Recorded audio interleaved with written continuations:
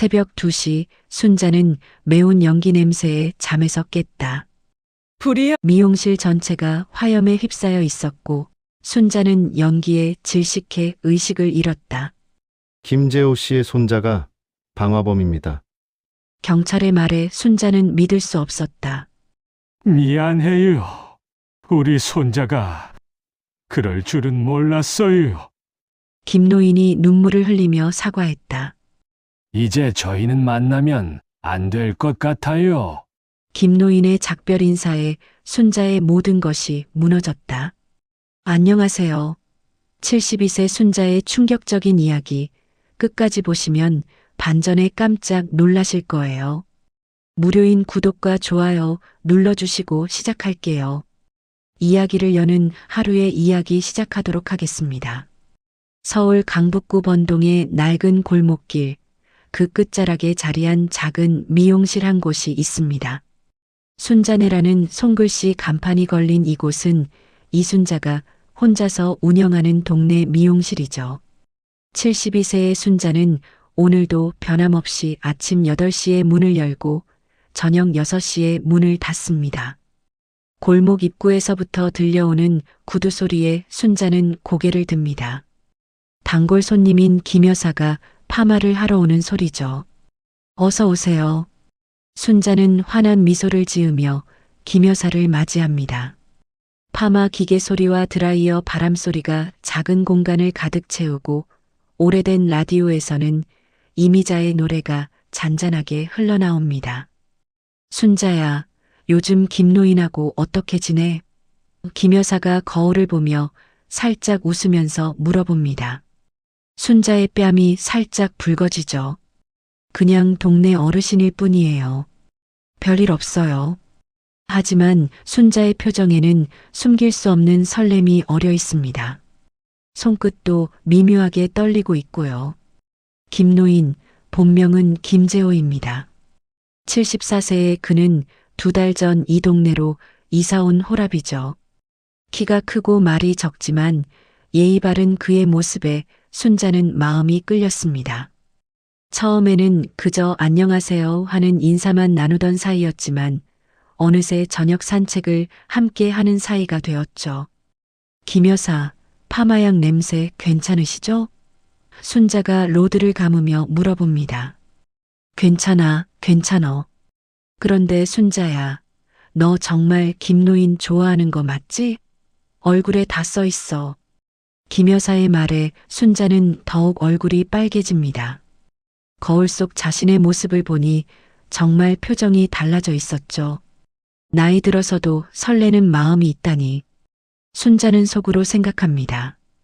젊었을 때는 몰랐던 조심스럽고 따뜻한 감정이었죠. 김노인과 함께 동네를 걸으며 나누는 소소한 대화들, 그가 건네는 따뜻한 시선들이 순자의 하루를 밝게 만들어줍니다.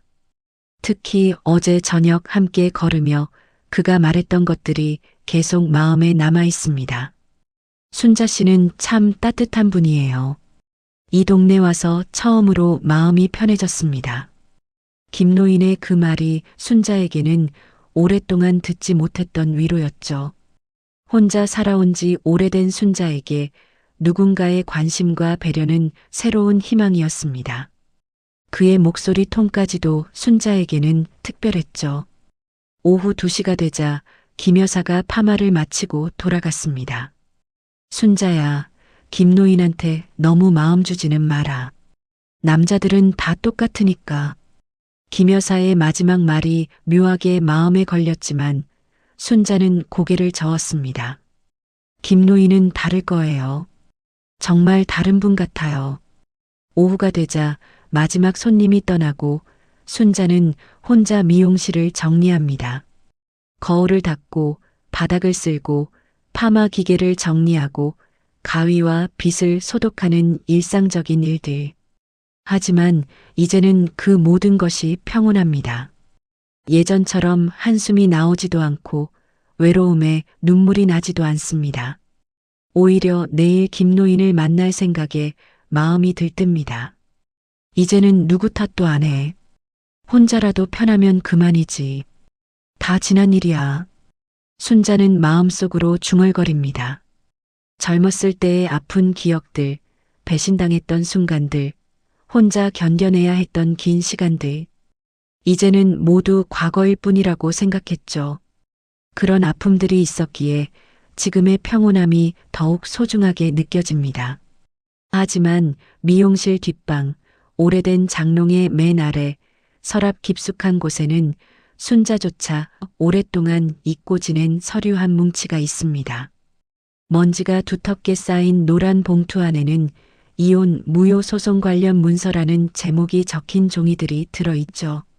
그 첫 번째 페이지에는 선명하게 적힌 이름 하나, 정홍식이라는 글자가 보입니다. 순자는 그 서류의 존재를 까맣게 잊고 있었습니다. 40년 전의 일이니까요. 첫 번째 남편 정홍식과의 복잡했던 이혼 과정, 법정에서 오고 간 서류들, 그리고 그 후에 힘겨웠던 나날들. 이제는 모두 과거의 일이라고 생각했죠. 그때 변호사가 혹시 모르니 서류는 보관해 두세요라고 했던 말도 이제는 의미 없다고 여겼습니다. 저녁 무렵 김노인이 미용실 앞을 지나갑니다. 오늘도 단정한 회색 정장을 입고 지팡이를 짚고 천천히 걸어오는 모습이 순자에게는 든든해 보입니다. 순자 씨, 오늘도 수고 많으셨습니다. 그의 정중한 인사에 순자는 환하게 웃으며 대답합니다. 고맙습니다. 내일 저녁에도 산책같이 하시죠. 김노인이 고개를 끄덕이며 미소를 짓습니다. 그럼요. 내일은 조금 더 멀리 걸어볼까요? 근처에 작은 공원이 있다던데. 순자의 마음이 두근거립니다. 함께 보낼 시간이 늘어난다는 것, 그것만으로도 행복했죠.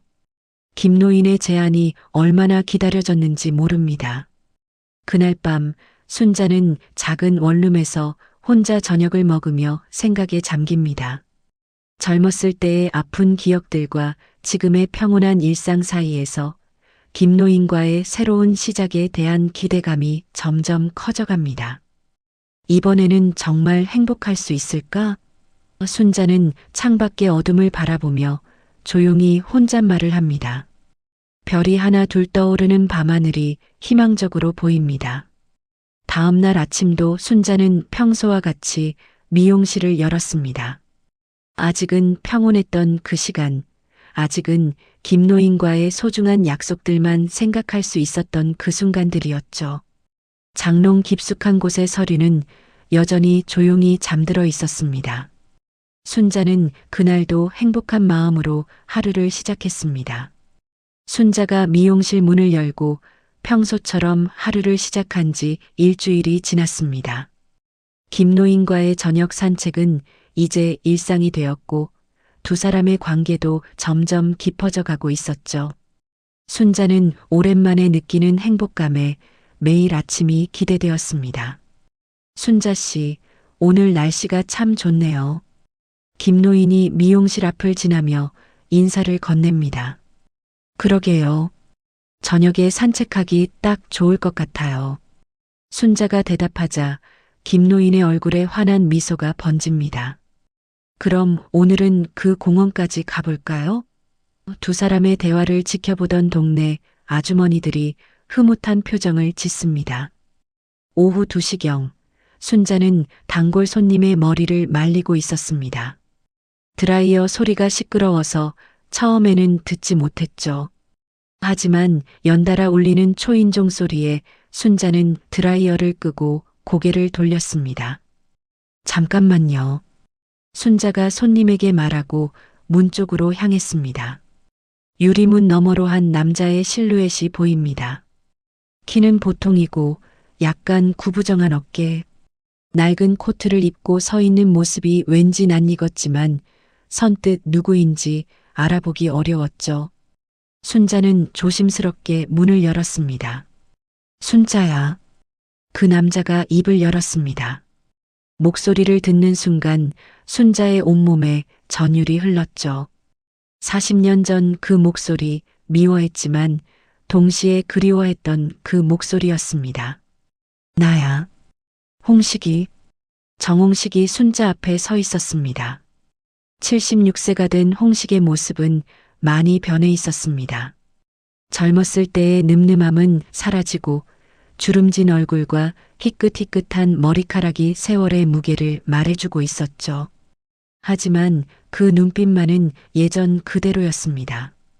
순자를 바라보는 그 복잡한 시선 말입니다. 여긴 어떻게? 순자의 목소리가 떨렸습니다.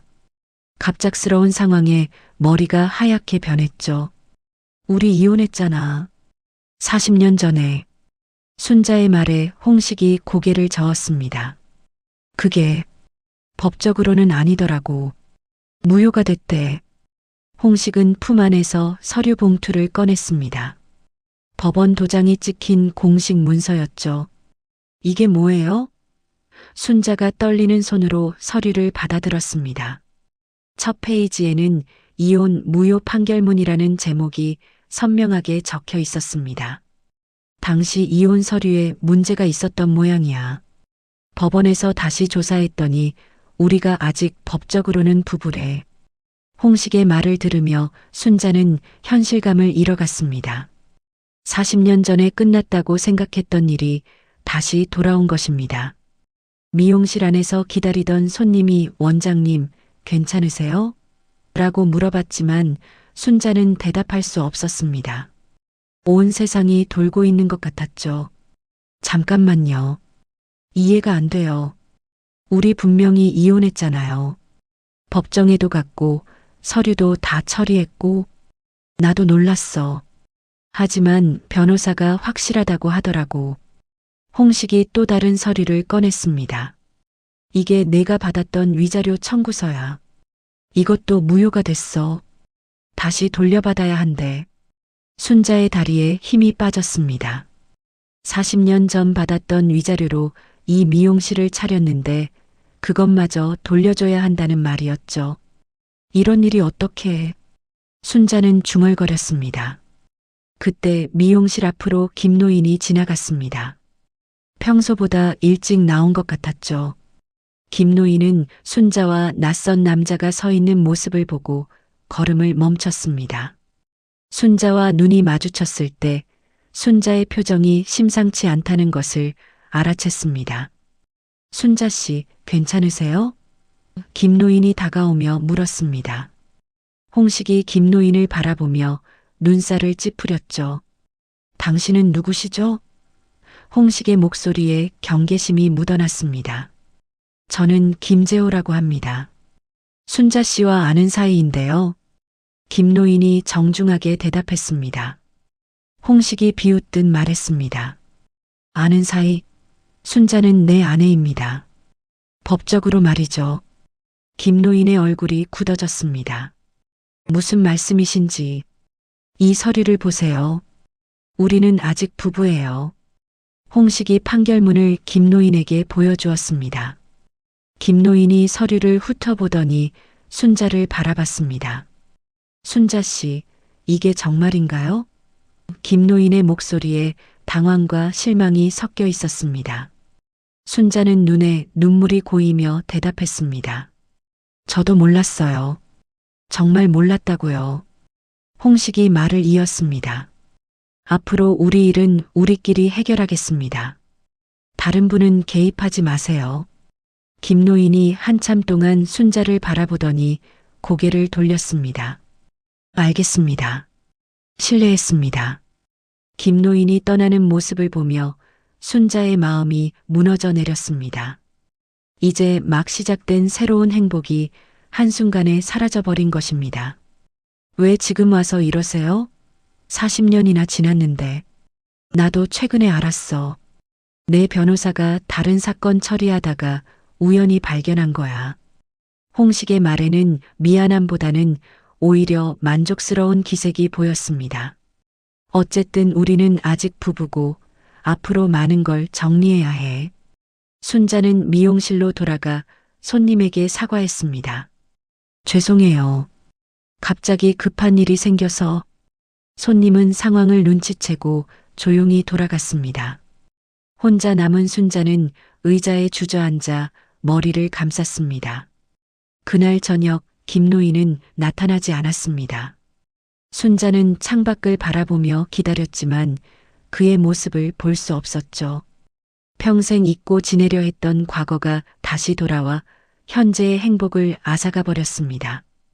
홍식이 다녀간 후 사흘이 지났지만 김노인은 여전히 나타나지 않았습니다. 순자는 매일 저녁 미용실 문 앞에서 골목 끝을 바라보며 기다렸지만 소용없었죠. 평소 같으면 이 시간에 함께 산책을 나갔을 텐데 이제는 그 시간이 가장 외롭고 괴로웠습니다. 순자야, 무슨 일 있었어? 요즘 표정이 영 안 좋던데. 단골 손님인 박 여사가 걱정스럽게 물어봤습니다. 순자는 억지로 미소를 지었지만 속마음을 감출 수 없었죠. 별일 아니에요. 그냥 몸이 좀 피곤해서요.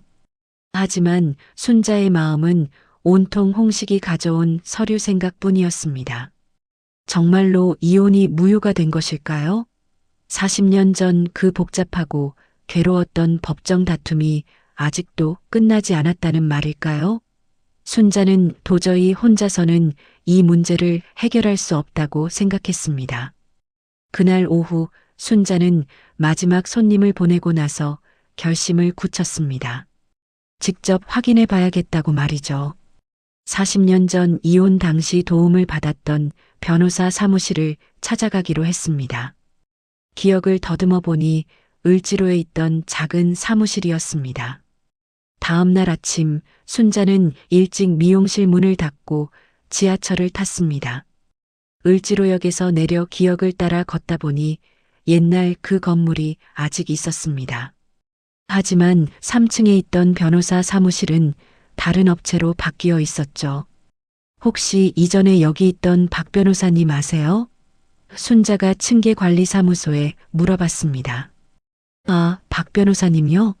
10년 전에 돌아가셨어요. 그분 사무실은 을지로 다른 곳으로 옮겼다가 문을 닫았죠. 순자의 마음이 무거워졌습니다. 하지만 포기할 수는 없었죠. 관리사무소 직원이 말을 이었습니다. 그런데 박 변호사님 사무실 서류들은 김법무사 사무실에서 보관하고 있을 거예요. 바로 옆 건물 2층에 있어요. 희망이 생긴 순자는 서둘러 김법무사 사무실을 찾아갔습니다. 작지만 깔끔한 사무실이었죠. 어서 오세요. 무슨 일로 오셨나요? 50대 중반으로 보이는 김법무사가 순자를 맞았습니다. 박 변호사님께서 40년 전에 제 이혼 사건을 담당해 주셨는데 최근에 그 이혼이 무효라는 판결이 나왔다고 해서요. 순자가 홍식이 가져온 서류를 보여주며 설명했습니다. 김법무사가 서류를 자세히 살펴봤습니다. 이상하네요. 이런 판결이 나올 이유가 없는데. 그는 컴퓨터를 켜더니 뭔가를 검색하기 시작했습니다. 혹시 당시 이혼 과정에서 특별한 문제가 있었나요? 제가 기억하기로는 남편 쪽에서 이혼에 동의했고 위자료도 받고 깨끗하게 정리됐어요. 순자가 대답했습니다. 그런데 지금 와서 갑자기 무효라니 이해가 안 돼요. 김법무사가 고개를 끄덕였습니다.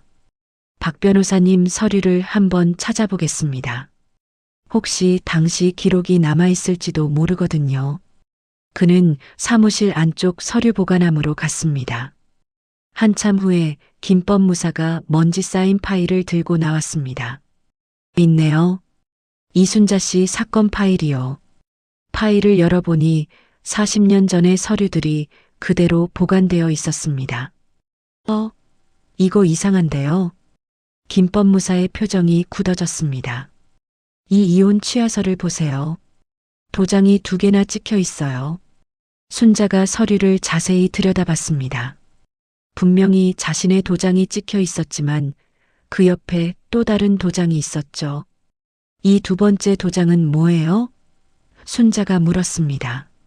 이건 취하서를 무효화하는 도장이에요. 즉, 이혼을 다시 취소한다는 뜻이죠. 김법무사의 설명을 들으며 순자는 소름이 돋았습니다. 그런데 이상한 건 이 두 번째 도장의 필체가 첫 번째와 다르다는 거예요.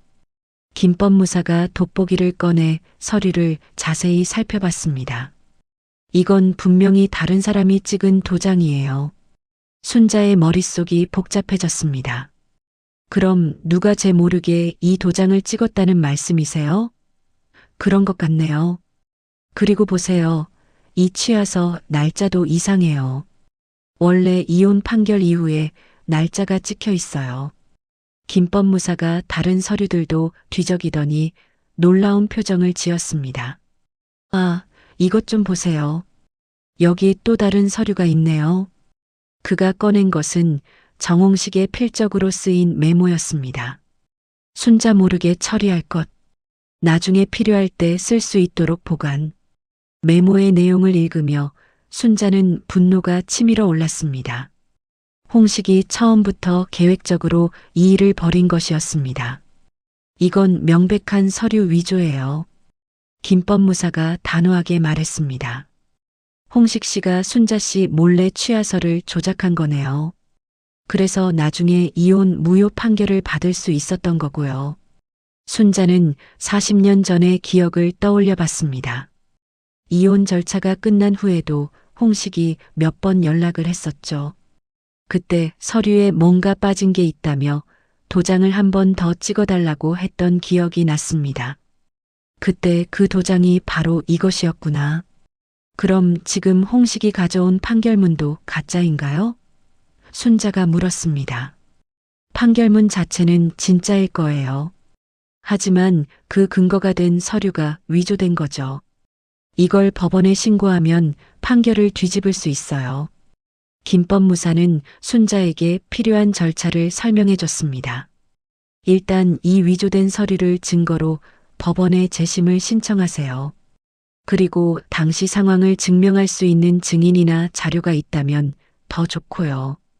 순자는 마음이 한결 가벼워졌습니다. 진실을 밝힐 수 있는 길이 보였기 때문이죠. 정말 고맙습니다. 이제 어떻게 해야 할지 알겠어요. 사무실을 나서며 순자는 김노인 생각이 났습니다. 이제 진실을 알았으니 김노인에게 설명할 수 있을 것 같았죠. 하지만 과연 김노인이 자신을 믿어줄까요? 순자의 마음은 여전히 무거웠습니다. 그날 저녁 순자는 미용실에서 혼자 저녁을 먹으며 다음 계획을 세웠습니다. 내일 당장 법원에 가서 재심을 신청하고 김노인에게도 모든 것을 솔직하게 말씀드리기로 했습니다. 진실은 반드시 밝혀질 것이라고 믿으면서 말이죠.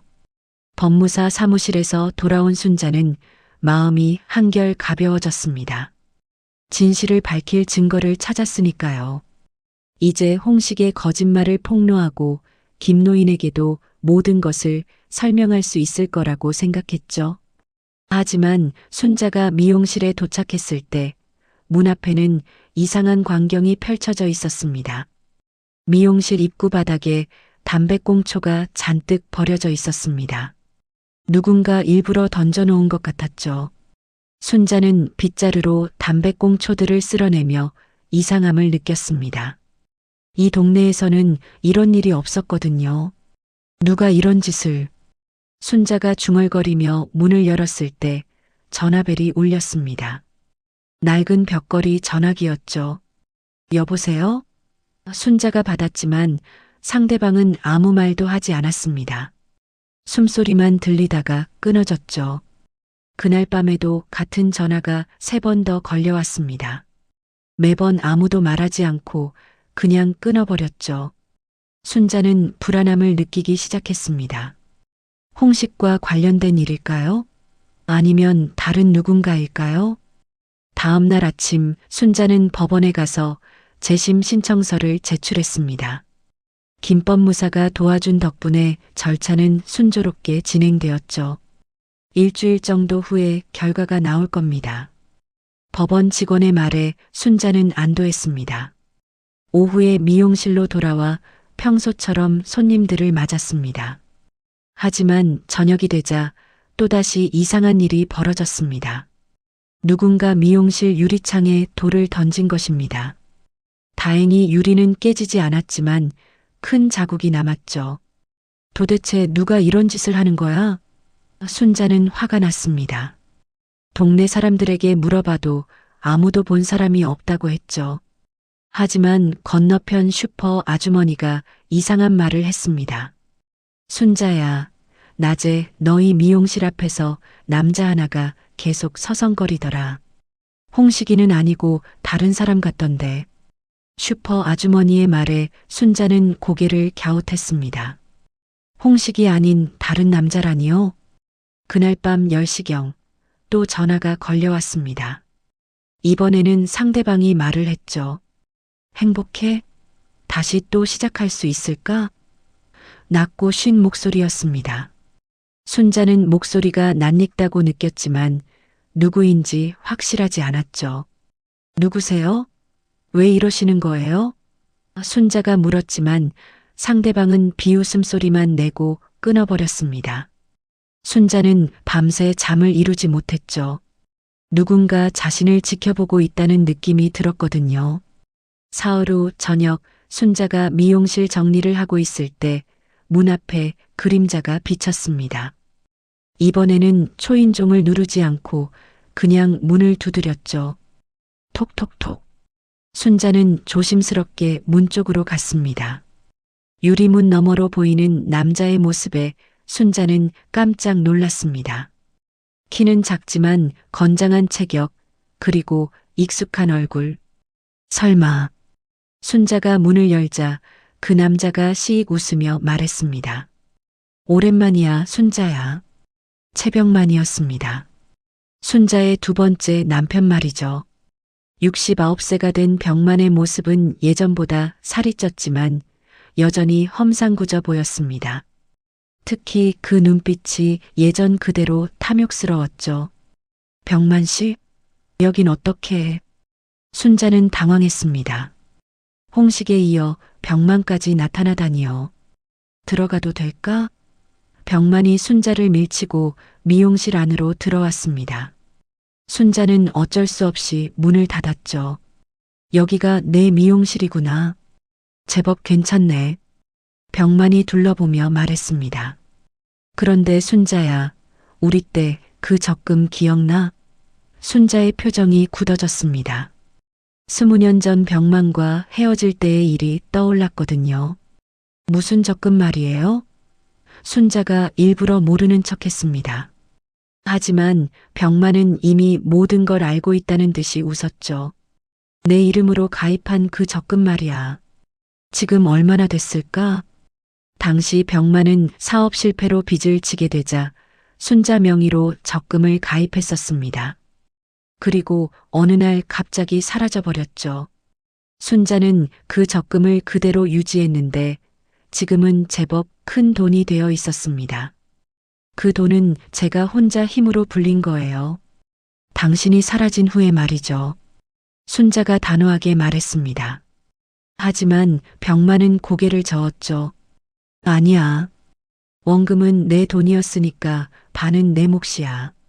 병만이 품에서 서류를 꺼냈습니다. 이것 봐. 적금 가입 증서에 내 이름이 써 있잖아. 법적으로는 내 것이라고. 순자가 서류를 보니 정말로 채병만의 이름이 적혀 있었습니다. 당신 그때 빚 때문에 도망간 거잖아요. 이제 와서 뭔 소리예요? 순자의 목소리가 떨렸습니다. 병만이 비웃으며 대답했습니다. 도망간 게 아니야. 돈을 벌러 간 거지. 그런데 잘 안 됐어. 병만은 순자 주변을 돌며 말을 이었습니다. 요즘 홍식이도 왔다 갔다 하던데 참 재미있네. 3명이 다시 모이게 됐잖아. 순자는 소름이 돋았습니다. 병만이 모든 상황을 알고 있었던 것입니다. 당신이 그 전화를 한 거예요? 담배꽁초도 당신이 버린 거고? 순자가 물었습니다. 병만이 어깨를 으쓱했죠. 글쎄, 누가 그랬을까? 하지만 그의 표정에서 답을 알 수 있었습니다. 순자야, 나는 단순해. 내 돈만 돌려받으면 돼. 그 적금 반을 내놓든지 아니면 이 미용실을 팔아서 그 돈을 주든지. 병만의 말에 순자는 절망했습니다. 미용실은 순자의 전부였거든요. 그때 미용실 유리창 너머로 김노인이 지나가는 모습이 보였습니다. 김노인도 순자와 병만이 있는 것을 봤죠. 잠깐 걸음을 멈추더니 고개를 돌리고 지나갔습니다. 순자의 마음이 더욱 아팠죠. 김노인인가? 순자야, 너 참 바빴네. 홍식이, 나, 그리고 김노인까지. 병만이 조롱하듯 말했습니다. 하지만 이제는 우리끼리 정리할 시간이야. 병만이 문 쪽으로 가며 마지막으로 말했습니다. 일주일 줄게. 그때까지 생각해봐. 내 돈을 돌려줄 건지 아니면 다른 방법을 찾을 건지. 그는 문을 열고 나가면서 돌아보며 웃었습니다. 참, 혼자 사는 여자는 조심해야 해. 병만이 떠난 후 순자는 의자에 주저앉았습니다. 홍식의 위조 서류 문제도 해결하지 못했는데 이제 병만까지 나타났습니다. 그리고 김노인과의 관계는 점점 더 멀어져만 갔죠. 순자는 어떻게 이 모든 문제를 해결해야 할지 막막했습니다. 병만이 다녀간 후 일주일이 지났습니다. 순자는 매일 밤 불안에 떨며 지냈죠. 익명의 전화는 계속 걸려왔고 미용실 주변에서는 이상한 일들이 연달아 일어났습니다. 화분이 깨져 있거나 쓰레기가 문 앞에 버려져 있는 일이 반복되었죠. 순자야, 요즘 무슨 일 있어? 표정이 영 안 좋아 보이는데. 단골 손님인 이 여사가 걱정스럽게 물어봤습니다. 순자는 억지로 웃으며 대답했죠. 괜찮아요. 그냥 잠을 못 잔 것뿐이에요. 하지만 실제로는 괜찮지 않았습니다. 홍식의 이혼 무효 주장, 병만의 적금 요구, 그리고 김노인과의 관계 악화까지 모든 것이 한꺼번에 순자를 압박하고 있었죠. 법원에서는 아직 재심 결과가 나오지 않았고 시간만 자꾸 흘러갔습니다. 김노인은 요즘 어떻게 지내? 이 여사가 또 물어봤습니다. 순자의 표정이 어두워졌죠. 잘 모르겠어요. 요즘 뵙기가 어려워서요. 실제로 김노인은 순자를 완전히 피하고 있었습니다. 길에서 마주쳐도 눈을 돌리고 지나갔죠. 그날 저녁 순자는 미용실 정리를 마치고 뒷방에서 간단히 저녁을 먹었습니다. 라면 한 그릇이 전부였죠. 요즘 입맛도 없고 잠도 제대로 오지 않았거든요. 창밖으로는 어둠이 짙게 깔려 있었습니다. 10시가 넘어서 순자는 미용실 문을 잠그고 뒷방으로 들어갔습니다. 작은 침대에 누워 천장을 바라보며 생각에 잠겼죠. 어떻게 해야 할까? 이 모든 일을 어떻게 해결해야 할까? 하지만 답은 나오지 않았습니다. 새벽 2시경 순자는 이상한 냄새에 잠에서 깼습니다. 코를 찌르는 매운 냄새였죠. 뭐지? 순자가 몸을 일으키려는 순간 뒷방 문틈으로 연기가 새어 들어오는 것을 봤습니다. 불이야. 순자는 소리쳤습니다. 급히 문을 열어보니 미용실 전체가 화염에 휩싸여 있었습니다. 파마 기계 주변에서 시작된 불은 이미 천장까지 번져 있었죠. 연기가 너무 짙어서 앞이 보이지 않았습니다. 순자는 기침을 하며 출구를 찾으려 했지만 방향 감각을 잃었습니다. 도와주세요. 불이야. 순자가 소리쳤지만 목소리는 연기에 묻혀버렸습니다. 열기가 점점 더 뜨거워지고 숨을 쉬기도 어려웠죠. 순자는 바닥을 기며 문 쪽으로 향하려 했지만 점점 의식이 흐려졌습니다. 그때 밖에서 큰 소리가 들렸습니다. 여기 사람 있어요. 누군가 외치는 소리였죠. 곧이어 소방관들이 들어와 순자를 구해냈습니다. 순자는 연기에 질식해 의식을 잃은 상태였습니다. 병원에서 깨어난 순자는 온몸이 아팠습니다. 연기를 너무 많이 마셔서 목도 쉬어 있었죠. 간호사가 물을 건네며 말했습니다.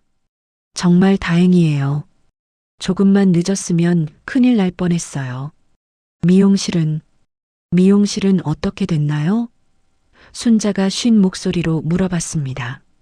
간호사의 표정이 어두워졌죠. 전소됐어요. 건물 자체는 괜찮지만 안의 물건들은 다 타버렸어요. 순자의 눈에서 눈물이 흘러내렸습니다.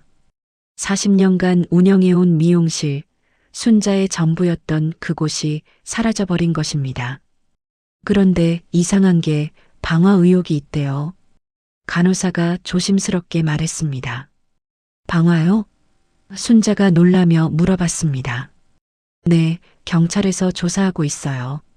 CCTV에 수상한 사람이 찍혔다고 하더라고요. 순자는 혹시 홍식이나 병만 중 하나가 저지른 일인지 의심했습니다. 오후에 경찰이 병실로 찾아왔습니다. 순자 씨, 몇 가지 여쭤볼 게 있습니다. 경찰관이 의자에 앉으며 말했습니다. 화재 당일 밤에 특별한 일이 있었나요? 누군가 위협을 받은 적이 있거나요? 순자는 홍식과 병만의 일을 설명했습니다. 하지만 경찰관은 의외의 말을 했죠. 실제로는 다른 사람이었어요. CCTV에 찍힌 건 김재호 씨의 손자였습니다. 순자는 믿을 수 없었습니다. 김노인의 손자요? 그럴 리가 없어요. 순자가 부정했지만 경찰관은 확신에 차 있었습니다. 김대현이라는 26살 남자입니다. 어젯밤에 체포했어요. 자백도 했고요. 경찰관이 설명을 이어갔습니다. 김대현 씨 말로는 할아버지가 순자 씨 때문에 괴로워하는 걸 보고 화가 났다고 합니다. 그래서 미용실에 불을 지르면 순자 씨가 이 동네를 떠날 거라고 생각했다는군요. 순자의 마음이 무너져 내렸습니다. 김노인의 손자가 저지른 일이라니요. 그것도 김노인 때문에 순자가 괴롭다고 생각해서 말이죠. 김노인께서는 이 사실을 아세요? 물론이죠. 김재호 씨가 직접 경찰서에 와서 손자를 면회했어요. 경찰관의 말에 순자는 더욱 절망했습니다. 김노인이 이 모든 상황을 알고 있다는 것이었죠. 저녁 무렵 김노인이 병실을 찾아왔습니다. 하지만 예전의 따뜻한 모습은 온데간데 없고 초췌하고 지쳐 보였죠. 순자 씨, 정말 죄송합니다. 김노인의 목소리가 떨렸습니다. 미안해요. 우리 손자가 그럴 줄은 몰랐어요. 김노인의 눈에서 눈물이 흘러내렸습니다. 걔가 제 마음을 너무 잘못 이해했어요. 순자 씨를 원망한 게 아니었는데. 순자도 눈물을 흘렸습니다. 김노인, 저도 정말 죄송해요. 제 과거 때문에 이런 일이. 하지만 김노인이 고개를 저었습니다. 아니에요. 모든 게 제 잘못이에요. 김노인이 일어서며 말했습니다. 순자 씨, 이제 저희는 만나면 안 될 것 같아요. 우리 가족도 무너졌고 순자 씨한테도 너무 큰 상처를 드렸어요. 순자는 말리고 싶었지만 입이 떨어지지 않았습니다. 손자와도 연을 끊기로 했어요. 이런 일을 저지르다니. 김노인의 마지막 말을 남기고 병실을 떠났습니다. 순자는 혼자 남아 울음을 터뜨렸죠. 모든 것이 한순간에 무너져 내린 것입니다. 그날 밤 순자는 병원 침대에서 천장을 바라보며 생각했습니다. 미용실도 김노인과의 관계도 모든 것을 잃어버렸습니다. 이제 남은 것은 홍식과 병만이 요구하는 돈 문제뿐이었죠. 순자의 인생에서 가장 어둠한 밤이었습니다. 순자가 병원에서 일주일을 보낸 후 드디어 퇴원하는 날이 왔습니다. 하지만 돌아갈 곳은 더 이상 미용실이 아니었죠. 화재로 모든 것을 잃은 순자는 임시로 동네 여관에 방을 얻어야 했습니다. 가방 하나에 들어갈 만큼의 물건들이 순자의 전부가 되어버렸죠. 순자 씨, 정말 안 됐어요. 병원 로비에서 만난 김 여사가 위로의 말을 건넸습니다. 당분간 우리 집에서 지내셔도 돼요. 하지만 순자는 고개를 저었습니다. 고마워요. 하지만 혼자 있고 싶어요. 여간에 짐을 풀고 난 순자는 불타버린 미용실을 보러 갔습니다. 검게 그을린 간판과 부서진 유리창, 그리고 타다 만파마 기계들이 참혹한 현실을 보여주고 있었죠. 순자는 한참 동안 그 자리에 서서 바라봤습니다. 정말 다 끝났구나.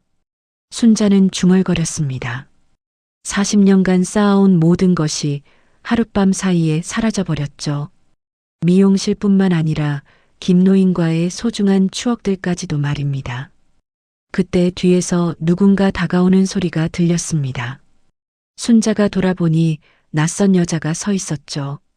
60대 후반으로 보이는 단정한 옷차림의 여성이었습니다. 혹시 이순자 씨세요? 네, 그런데 누구시죠? 순자가 물어봤습니다. 그 여자는 조심스럽게 입을 열었죠. 저는 정여사라고 합니다. 김재호이. 전처예요. 순자는 깜짝 놀랐습니다. 김노인의 전처라니요. 김노인의 전처시라고요? 순자의 목소리가 떨렸습니다. 정여사가 고개를 끄덕였죠. 네, 5년 전에 이혼했어요. 그런데 순자 씨한테 할 말이 있어서 찾아왔습니다. 정여사는 순자를 근처 카페로 안내했습니다. 조용한 구석자리에 앉아서 정여사가 입을 열었죠. 먼저 우리 손자가 저지른 일에 대해 사과드려요. 정말 죄송합니다. 정여사가 깊게 고개를 숙였습니다. 아니에요. 정여사님이 사과하실 일은 아니죠.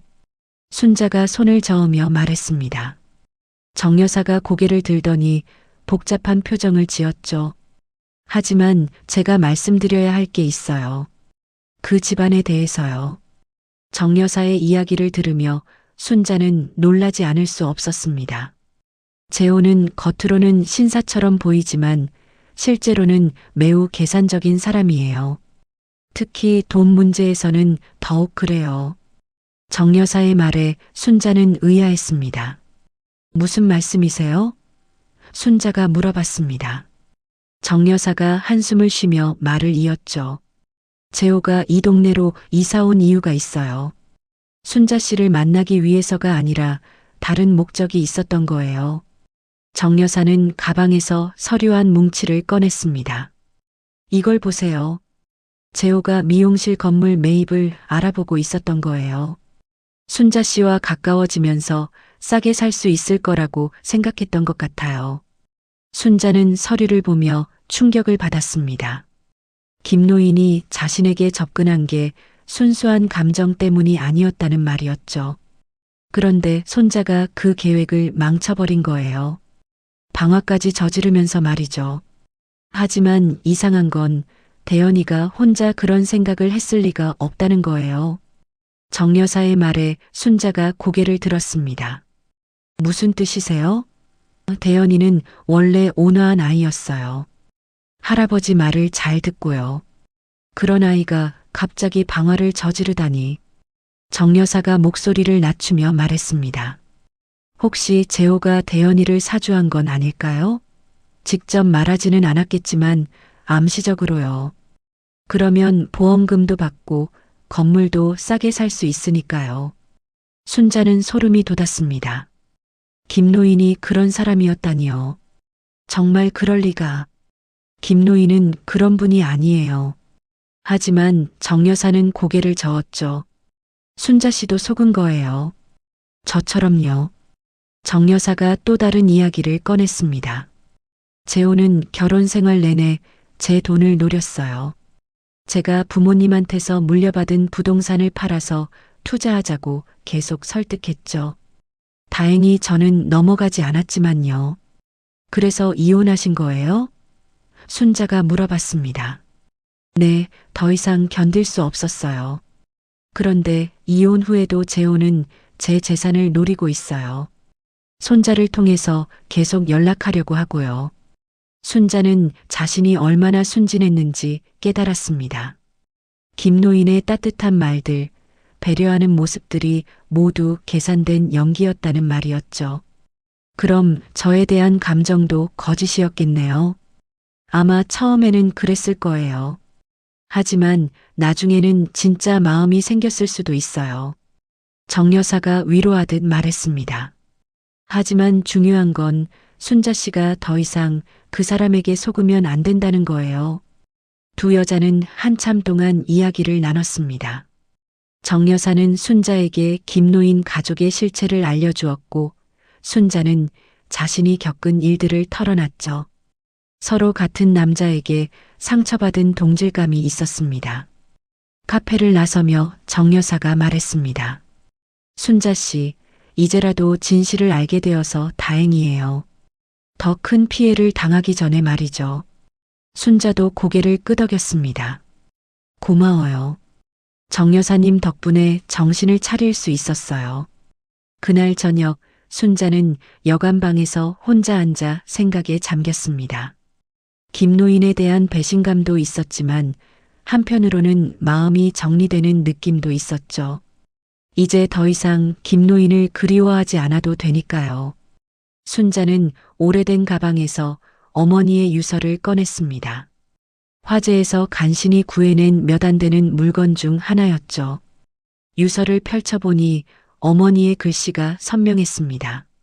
순자야, 내 첫사랑 홍식이 결혼 전에 다른 여자가 있었다. 순자는 깜짝 놀랐습니다. 어머니가 홍식의 비밀을 알고 있었다는 것이었죠. 유서의 뒷면에는 더 자세한 내용이 적혀 있었습니다.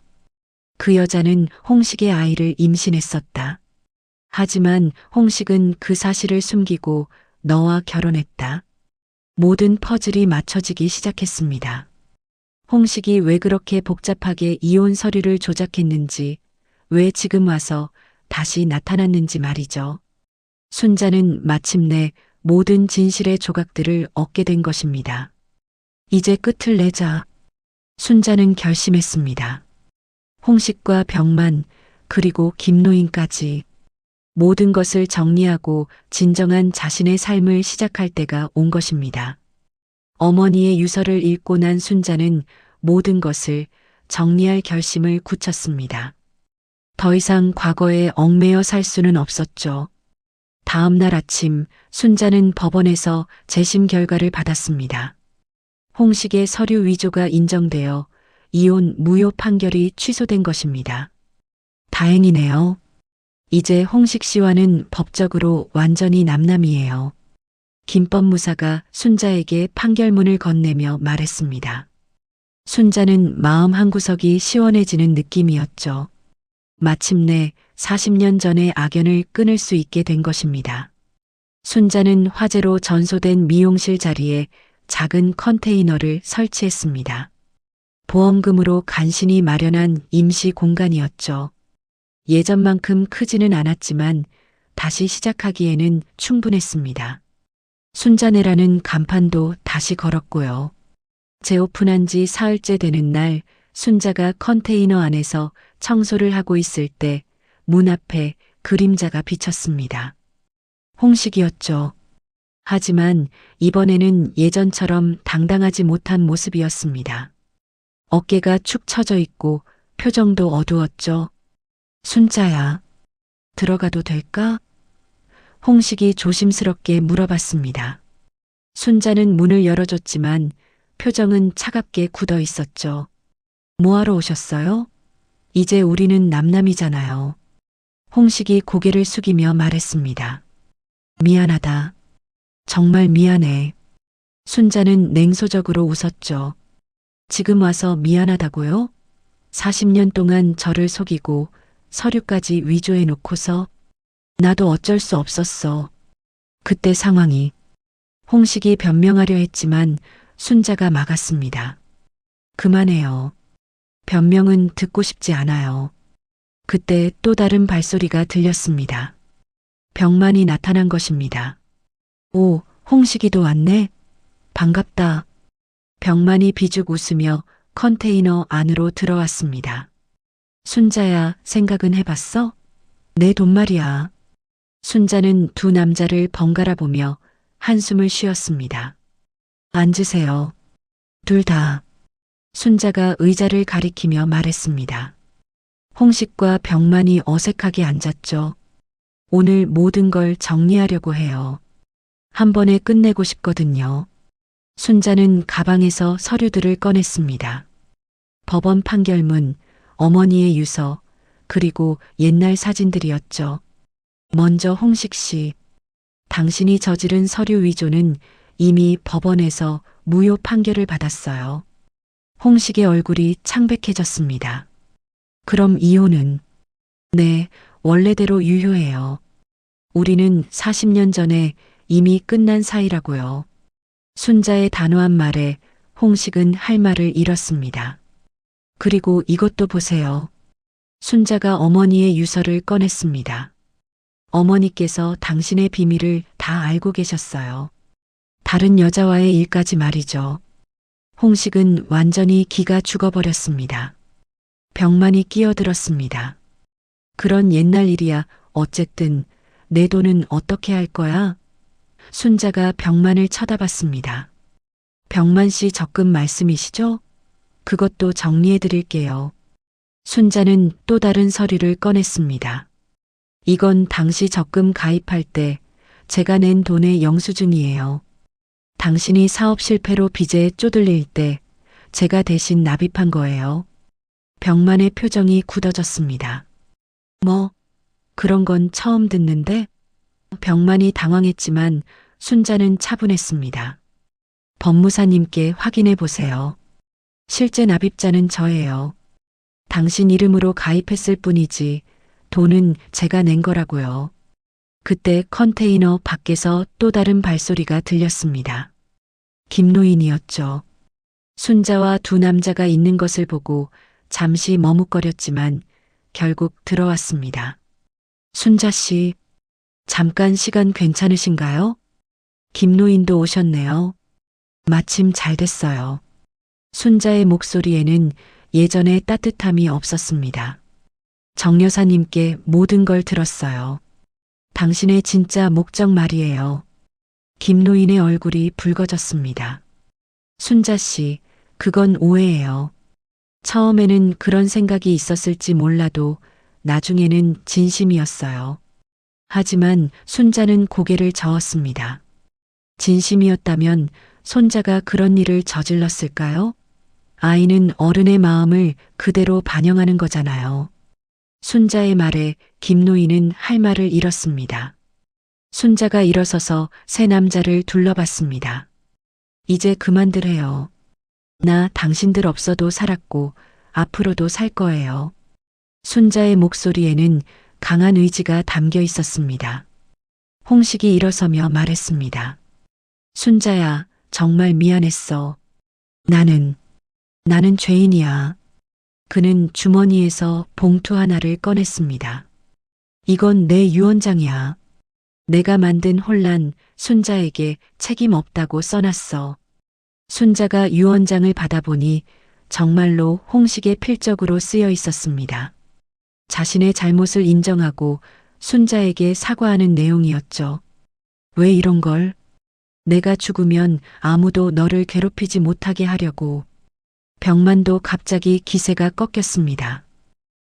그럼 적금은? 포기해요. 어차피 제 돈이었으니까요. 순자의 단호한 말에 병만은 더 이상 할 말이 없었습니다. 김노인이 마지막으로 입을 열었습니다. 순자 씨, 정말 죄송했습니다. 손자와는 연을 끊기로 했어요. 그리고 저도 이 동네를 떠나겠습니다. 그는 깊게 고개를 숙였습니다. 모두들 가세요. 이제 끝이에요. 순자가 문을 열어주며 말했습니다. 세 남자는 각자 다른 표정으로 컨테이너를 나갔습니다. 홍식은 한없이 초라해졌고 병만은 분해했지만 어쩔 수 없어 했으며 김노인은 후회와 미안함으로 가득했습니다. 세 남자가 모두 떠난 후 순자는 혼자 앉아서 조용히 눈물을 흘렸습니다. 슬픔의 눈물이 아니라 해방감의 눈물이었죠. 마침내 모든 과거의 굴레를 벗어던진 것입니다. 이제 정말 끝이야. 순자는 중얼거렸습니다. 창밖으로는 석양이 지고 있었고 새로운 밤이 시작되고 있었습니다. 순자에게는 새로운 시작의 밤이었죠. 새 남자와의 마지막 대면이 끝나고 한 달이 지났습니다. 봄이 완연히 찾아온 어느 화창한 오후, 순자는 작은 컨테이너 미용실에서 평온한 일상을 보내고 있었습니다. 예전만큼 크지는 않았지만 이곳에서 다시 시작하는 삶이 나쁘지 않았죠. 순자야, 오늘 날씨 정말 좋다. 단골 손님인 박 여사가 파마를 하러 오며 말했습니다. 그러게요. 봄이 되니까 마음도 한결 가벼워지네요. 순자의 대답에는 예전과 다른 여유로움이 묻어났습니다. 창밖으로는 벚꽃이 흩날리고 있었습니다. 작은 컨테이너 창문 너머로 보이는 풍경이지만 순자에게는 그 어떤 절경보다 아름다워 보였죠. 순자야, 요즘 표정이 정말 밝아졌어. 뭔가 달라진 것 같아. 박 여사의 말에 순자는 잔잔히 웃었습니다. 3번의 결혼이 아니라 3번의 생이었네. 순자는 속으로 중얼거렸습니다. 홍식과의 첫 번째 결혼에서는 배신과 상처를 배웠고 병만과의 2번째 결혼에서는 현실의 냉혹함을 깨달았으며 김노인과의 만남에서는 진실을 보는 눈을 얻었죠. 오후 3시경 마지막 손님이 떠나고 순자는 혼자 정리를 시작했습니다. 작은 공간이지만 깔끔하게 정돈하는 것이 순자의 새로운 습관이 되었죠. 거울을 닦고 가위를 정리하고 바닥을 쓸며 하루를 마무리하는 시간이 이제는 소중했습니다. 이제 진짜 내 이름으로 살련다. 순자가 거울 속 자신을 바라보며 다짐했습니다.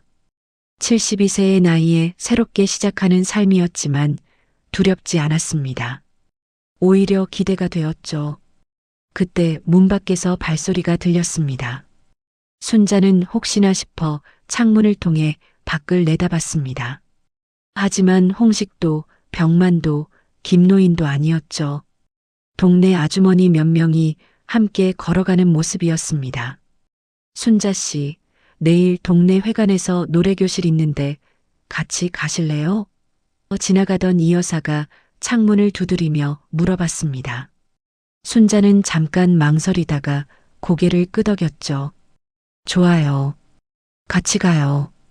예전의 순자라면 새로운 사람들과 어울리는 것을 부담스러워했을 것입니다. 하지만 이제는 달랐죠. 혼자서도 충분히 행복할 수 있다는 것을 깨달았고 그렇기 때문에 오히려 다른 사람들과의 만남도 편안하게 받아들일 수 있게 된 것입니다. 저녁 무렵 순자는 컨테이너 앞 작은 의자에 앉아 동네 풍경을 바라봤습니다. 아이들이 뛰어노는 소리, 어머니들이 나누는 대화 소리, 그리고 저 멀리서 들려오는 트로트 음악까지 모든 것이 평범하지만 소중했죠. 순자 씨, 안녕하세요. 새로 이사온 젊은 부부가 인사를 건넸습니다. 안녕하세요. 이사 온 지 얼마 안 되시죠? 순자가 따뜻하게 대답했습니다. 네, 며칠 전에 이사 왔어요. 미용실 하신다고 들었는데 언제 한번 이용하게 해주세요. 이런 자연스러운 대화들이 순자에게는 새로운 희망이었습니다. 과거의 복잡한 인간관계가 아닌 순수하고 단순한 이웃 간의 정이었거든요. 언제든지 오세요. 친절하게 해드릴게요. 그날 밤 순자는 작은 원룸에서 저녁을 먹으며 하루를 되돌아봤습니다. 손님들과 나눈 소소한 대화들, 이웃들의 따뜻한 인사들, 그리고 창밖으로 본 아름다운 봄 풍경까지 모든 것이 평범했지만 그 평범함이 이렇게 소중할 줄은 몰랐죠. 순자는 서랍에서 작은 수첩을 꺼냈습니다. 며칠 전부터 시작한 일기장이었죠. 오늘은 박 여사가 파마를 하러 오셨다. 새로 이사 온 부부도 인사를 왔다. 벚꽃이 정말 예쁘게 피었다. 간단한 문장들이지만 순자에게는 소중한 기록이었습니다. 다음 날 아침 순자는 평소보다 일찍 미용실을 열었습니다. 봄 햇살이 작은 창문을 통해 들어와 컨테이너 안을 환하게 비추고 있었죠. 오늘도 좋은 하루가 될 것 같아. 순자는 혼잣말을 하며 미소를 지었습니다. 첫 번째 손님이 오기 전까지 순자는 창밖을 바라보며 생각에 잠겼습니다. 홍식은 유언장을 남기고 어디론가 떠났고 병만은 체납된 세금 때문에 구치소에 들어갔으며 김노인은 약속대로 와 동네를 떠났다고 들었죠. 모두 각자의 길을 간 것입니다. 나도 내 길을 가는 거야. 순자는 중얼거렸습니다. 더 이상 누군가에게 의존하거나 누군가를 원망하지 않는 삶이었죠. 혼자여도 외롭지 않고 평범해도 충분히 행복한 삶 말입니다. 오전 10시경 첫 번째 손님이 도착했습니다. 순자 씨, 좋은 아침이에요. 밝은 인사와 함께 하루가 시작되었죠. 순자는 에너지 넘치는 목소리로 대답했습니다. 좋은 아침이에요. 오늘 어떻게 해드릴까요? 손님의 머리를 만지며 순자는 행복함을 느꼈습니다. 단순하지만 보람 있는 일, 사람들과 나누는 따뜻한 대화, 그리고 매일매일 새로워지는 일상. 이 모든 것이 순자에게는 진정한 행복이었죠. 점심시간에 순자는 컨테이너 앞에서 도시락을 먹었습니다. 직접 만든 김밥과 계란말이, 그리고 따뜻한 보리차 한 잔이 전부였지만 마음은 풍족했습니다. 이런 게 진짜 행복이구나. 오후에는 동네 아주머니들이 삼삼오오 모여서 이야기꽃을 피웠습니다. 순자도 그 대화에 자연스럽게 참여했죠. 정치 이야기도 복잡한 인간관계 이야기도 아닌 그저 일상의 소소한 이야기들이었습니다. 해가 지고 저녁이 되어 마지막 정리를 마친 순자는 컨테이너 문을 잠그며 하루를 마무리했습니다. 내일은 또 어떤 하루가 될까? 기대감 섞인 목소리로 혼잣말을 했죠. 그날 밤 순자는 창밖의 별을 바라보며 깊은 감사함을 느꼈습니다. 어려운 시간들을 겪었지만 결국 진정한 자신을 찾게 된 것이었죠. 72세의 새로운 시작, 그리고 오롯이 자신만의 이름으로 살아가는 삶이 시작된 것입니다. 72세의 나이에 모든 것을 잃었지만 진정한 자신을 찾은 순자. 3번의 결혼이 아니라 3번의 생이었다는 그녀의 말처럼 인생은 언제든 새롭게 시작할 수 있다는 희망을 전해드렸습니다. 여러분의 인생에도 이런 용기와 희망이 함께하길 바라며 오늘 영상이 마음에 드셨다면 무료인 구독과 좋아요, 그리고 댓글로 여러분의 이야기도 들려주세요. 다음 영상에서도 더욱 감동적인 이야기로 찾아뵙겠습니다. 시청해주셔서 감사합니다.